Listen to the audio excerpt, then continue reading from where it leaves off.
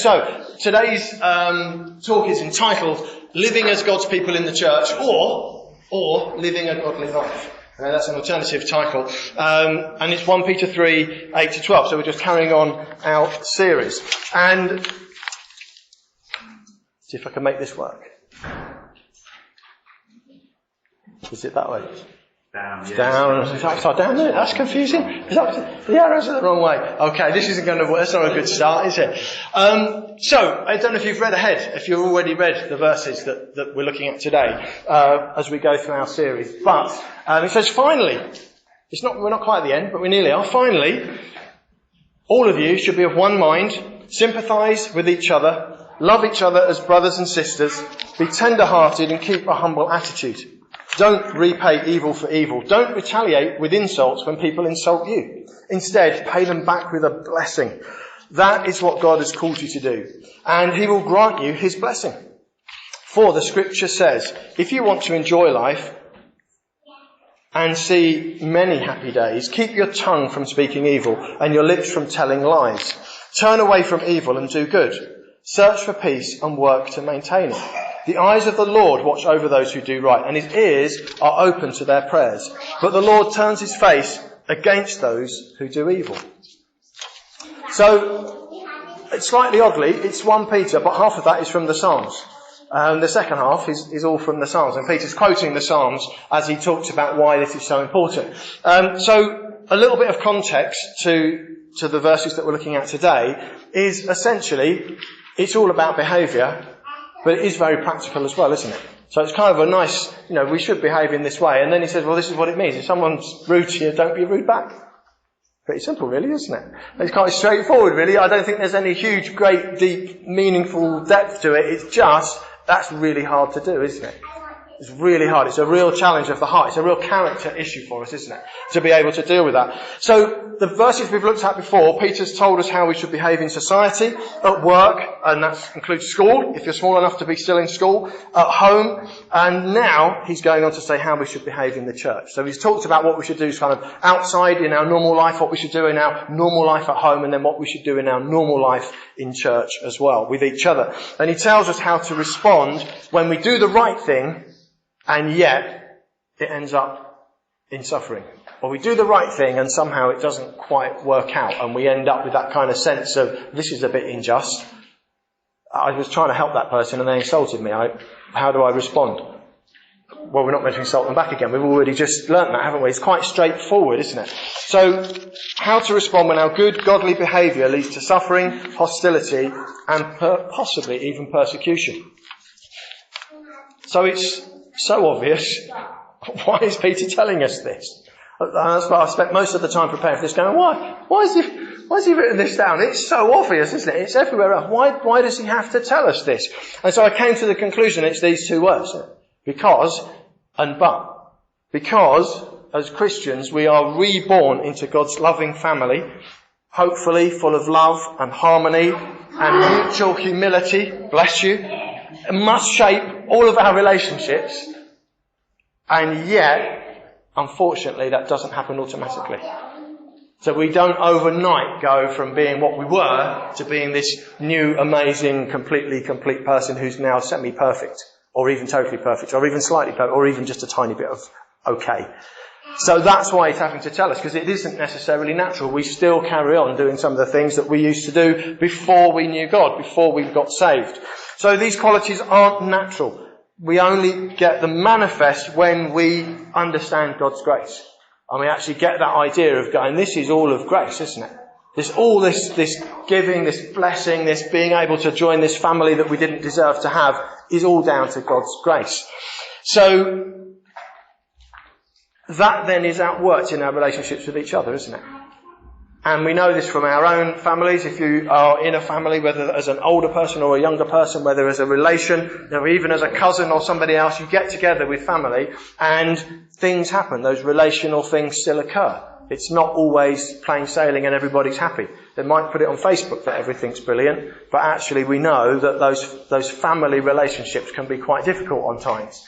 And we have to work through them, but over time we're able to develop as individuals and benefit each other as well. And as we rub those corners off each other, in our relationships, that's when we actually start to see the fruit of that and go, actually, there is something different. So I had an odd conversation at work this week with a guy who's a big chap. He's he's a bricklayer. He's very tall. He's a very big bricklayer. And he hasn't laid many bricks for a long time because he's taught for too long now. But he is very, very outspoken. And he's very grumpy on occasions. But it's all a show. He's actually quite soft-hearted underneath it all. But he ended up making an observational comment on the way I reacted to a particular situation. And it really kind of caught me out, because I thought, oh, that's weird. He really is watching what I do and what I say. And I hadn't kind of realised, because we just go and do whatever we do. And he said, I know you can't say that because of your sort of religious-y thing. Not that you've ever, rammed it down my throat or anything like that. But I'll say it for you. It was a really kind of funny and odd conversation as these things happen.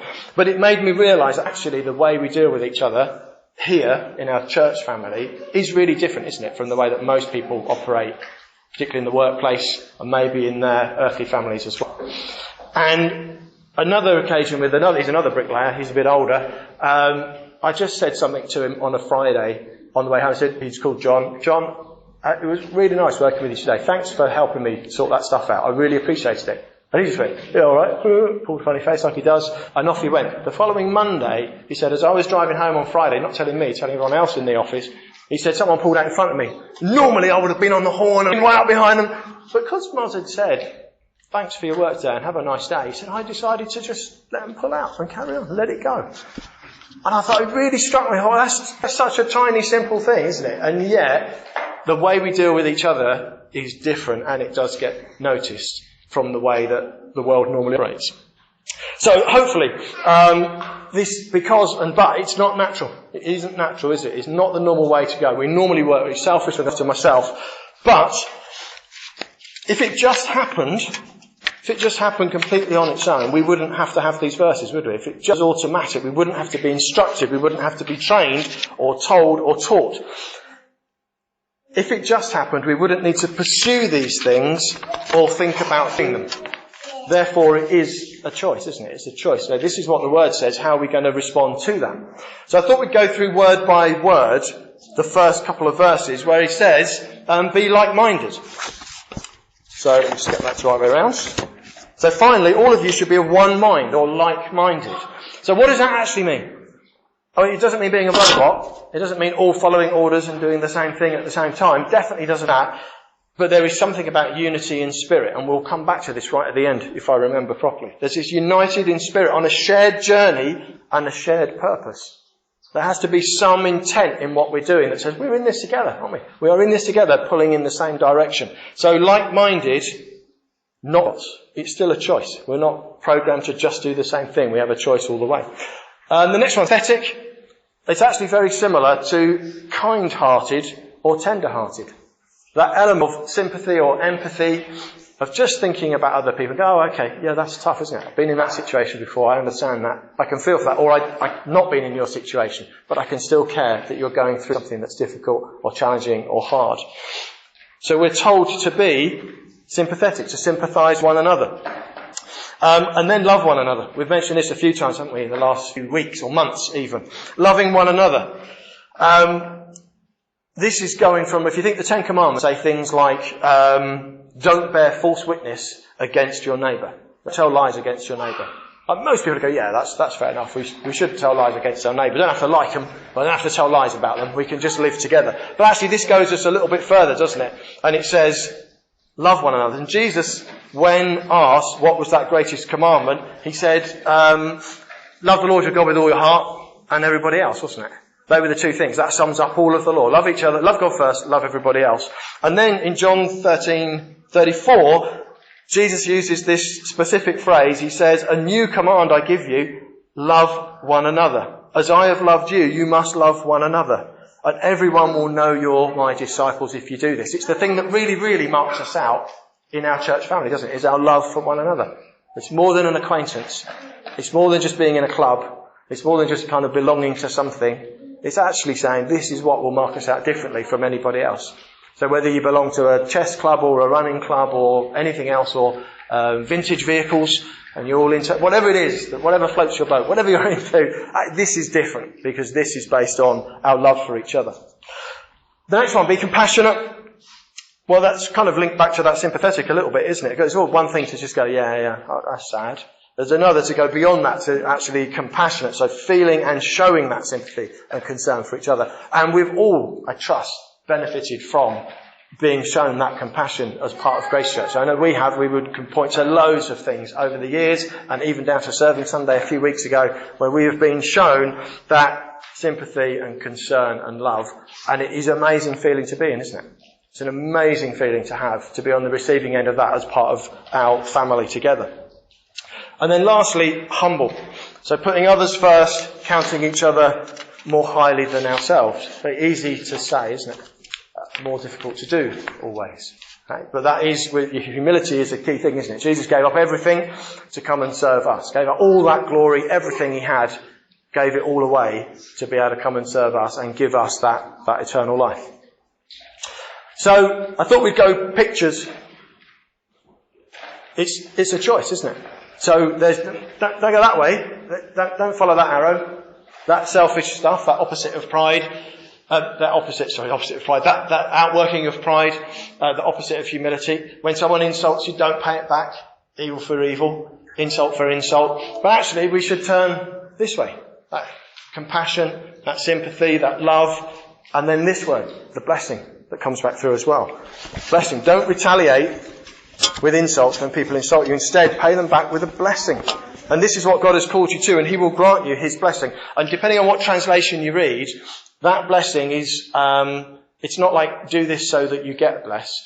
It's not like kind of earning it. It's not kind of going, if I do that, everything will be okay. It's not like everything will work out perfectly. It's saying actually the biggest blessing is the fact that we've got eternal life. And from that, we are then able to be blessed. And you'll often hear the phrase, blessed to be a blessing.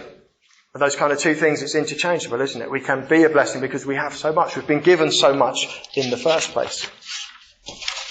So, if it doesn't happen naturally, we are encouraged to seek it out. And this is the bit from Psalms. So if you want to enjoy life and see many happy days, it's the second half of the verse we're looking at, verse 10 onwards. Keep your tongue from speaking evil and your lips from telling lies. Turn away from evil and do good. Search for peace and work to attain it. So search for it. That's a command, isn't it? That's go and do. We have to do something. This doesn't happen naturally. If we are without peace, then we need to kind of work out why. What's happened that's taken away that peace? What's happened to rob us of that peace? And therefore, seek it out and find it out. So that's that moment of reflection to go, what has happened? Has there been a breakdown in relationship that's robbed my peace? Is something not resolved that should be resolved? Is there something from my past that is holding me back, or even something from today that I haven't done or that I have done that's got in the way of having that peace? Then we should seek it and find out what it is. And then once we know the answer, we've worked out what it is, then we should pursue it. Work to maintain it, it says in this New Living Translation. Pursue it. Pursue it. It's not just going to happen automatically. We have to go and hunt it down.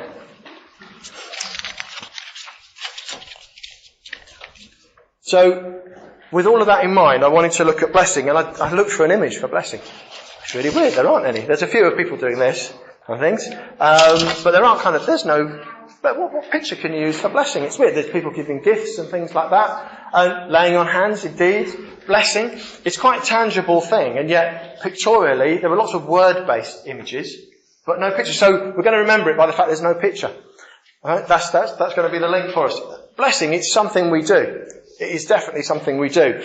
And verse 9 says, don't repay evil for evil. Don't retaliate with insults when people insult you. Instead, pay them back with a blessing. This is what God has called you to do, and he will grant you his blessing. So there's something about an ongoing way that we should communicate and work through this with each other in terms of all of those reactions. The mere fact that we don't retaliate is in itself a blessing, isn't it? Already that's starting to diffuse a situation. That's starting to calm a situation down. That's starting to say, there is a different way of responding in this environment. And that's kind of like a fairly placid way of doing that.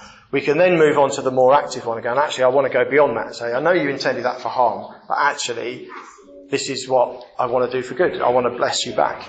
And remember that it also goes on to say in the Psalms, that sometimes people will still insult us anyway, and when our good deeds get misunderstood, it may lead to persecution. However, that doesn't mean we shouldn't do it. We should still be there saying, this is the blessing that I want to give back, this is what I want to do. And I said we would come back to looking at this a little bit at the end, because we use the phrase blessing a lot, don't we? I'll bless you. You sneeze, bless you. It's what we say. Where does that come from? There's lots of arguments as to where that maybe came from originally. But it's kind of a nice thing to say, but does it really mean anything? It's better than saying something horrible, but how do we move beyond just that to actually going, actually, I want to bless you. I want to serve you. A lot of blessing is practical. A lot of blessing is tangible. So things that we need to look at and consider. But I want us to look today particularly at spoken. The opposite of cursing somebody is to bless them, isn't it? And if we want to bless somebody, we're really saying, I want you to have the absolute best. This blessing that I've been given, I want to pass it on to you. What can we do to pass that on? So, asking to pray for somebody, offering to pray for somebody, offering to serve somebody in a way. All of those things are blessings, very easily done if we're prepared not to put ourselves first, if we're prepared to give ourselves into that situation. Okay. So as I start saying, it's really simple, isn't it? Why is he saying this? What else to say? There's lots of interesting bits and pieces we could have gone into, but essentially, it's already there for us, isn't it? How should we live together? How should we work this stuff out? It's where there is an issue, where there's a thing in the way, then we should put it right. Now, I'm not saying that because I think there are any, or that I know of any, but we know of ourselves, don't we? You know in your heart when something's not quite right. And I've done it again, that one. All of you should be of one mind. That unity thing is really key, isn't it? And we're going to come back, as I said before, right at the end to talk about a psalm that talks about unity and blessing. And those two things I do think go together particularly well in the context of saying what should we be doing, how should we be functioning corporately. This is very much a corporate thing. So as we say often in our worship times, what are we here for? Worship God. How are we going to do it? Together. We're going to one another, aren't we? We're going to do it together, and we're going to encourage each other to say, come on, let's stir each other up to worship God. Let's make that happen. It's not something we just do on our own. It's something we do together. And it's the same with these blessings. It's taking the opportunity to go, I want to bless you. I want to serve you. I want to make that happen. And that is a clear way of demonstrating our love for each other. And Jesus said, when you do that, then people will realise this is real. That we've got something that the rest of the world hasn't, because we've been freed to be able to do that. Okay. That's it. Thank you very much. I said very short and very to the point, hopefully.